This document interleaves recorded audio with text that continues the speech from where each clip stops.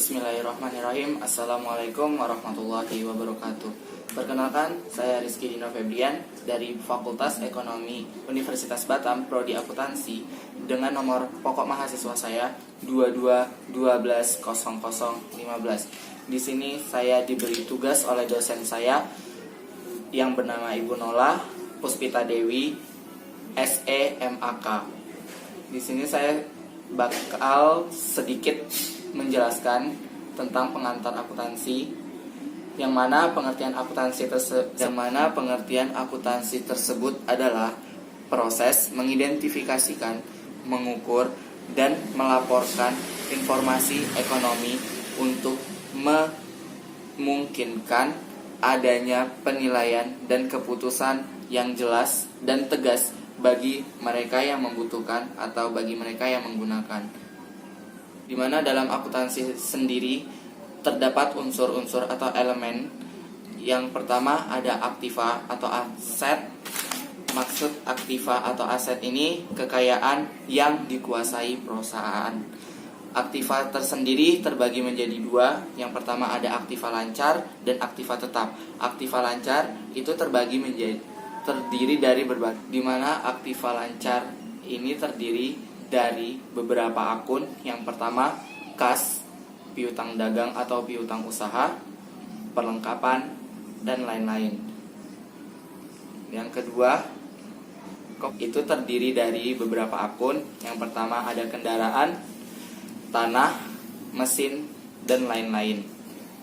Saya akan memberikan satu contoh dari aktiva tetap maupun aktiva lancar. Contohnya seperti ini.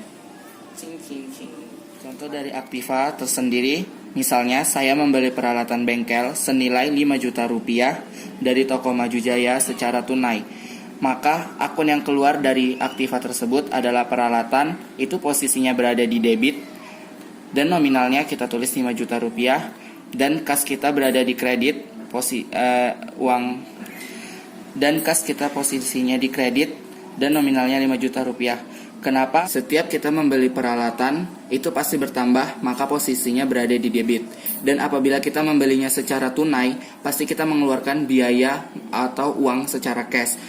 Nah, di mana di situ pasti uang kas kita berkurang. Maka dari posisi normal debit, kas tersebut debit berpindah ke kredit.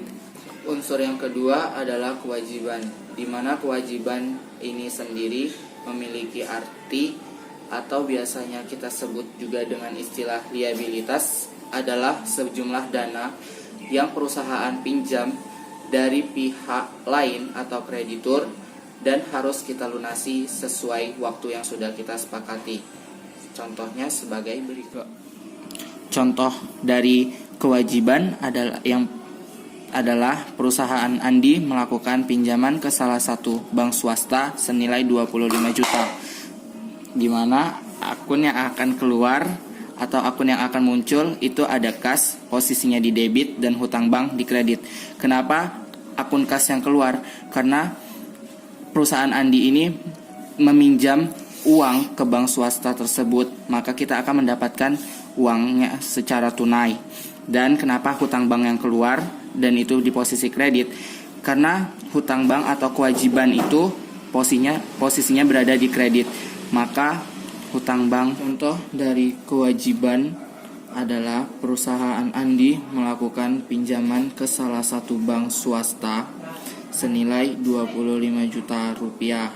Maka akun yang muncul adalah kas dan hutang bank. Kenapa akun kas yang keluar? Karena kita menerima uang dari bank tersebut secara tunai. Dan kenapa hutang bank yang keluar? Karena kita melakukan pinjamannya ke bank tersebut, dan posisi hutang bank itu memang berada di kredit. Unsur yang ketiga adalah modal, yang mana maksud modal tersebut adalah merupakan aset berwujud bisnis. Contoh dari modal sendiri adalah Andi menanamkan modal ke perusahaan senilai 50 juta untuk menjalankan usahanya. Akun yang muncul atau akun yang keluar adalah kas dan modal. Kenapa akun kas? Karena dia menanamkan modal atau menaruh uang sejumlah 50 juta tersebut ke perusahaannya sendiri untuk menjalankan usaha dia ke depan. Itu posisinya berada di debit karena aktiva lancar. Dan yang keluar akun kedua adalah modal. Kenapa? Unsur yang keempat adalah pendapatan, di mana memiliki arti jumlah yang dibebankan kepada langganan untuk barang dan jasa. Contoh dari pendapatan sendiri adalah pendapatan dari jasa bengkel selama 2 minggu ini senilai 15 juta rupiah. Akun yang keluar, maka akun yang keluar adalah yang pertama akun kas, karena kita mendapatkan hasil selama perusahaan tersebut. Kenapa akun kas yang keluar? Karena selama 2 minggu lalu perusahaan Andi tersebut telah menyelesaikan jasa atau tugas dari pelanggan, maka kita mendapatkan uang dari pelanggan. Unsur yang kelima, yang terakhir adalah biaya atau pengeluaran, di mana artinya biaya merupakan pengeluaran yang dilakukan untuk memproduksi barang maupun jasa agar mendapatkan keuntungan atau mendapatkan manfaat yang memiliki nilai ekonomis di masa depan. Contoh dari biaya adalah dibayar biaya listrik, air, telepon senilai 2 juta rupiah. Maka akun yang keluar adalah biaya listrik, air, telepon, itu posisinya di debit, dan kas di kredit. Kenapa kas di kredit? Karena kita mengeluarkan uang secara tunai, maka posisinya berpindah dari debit ke kredit. Terima kasih. Thanks for watching my video.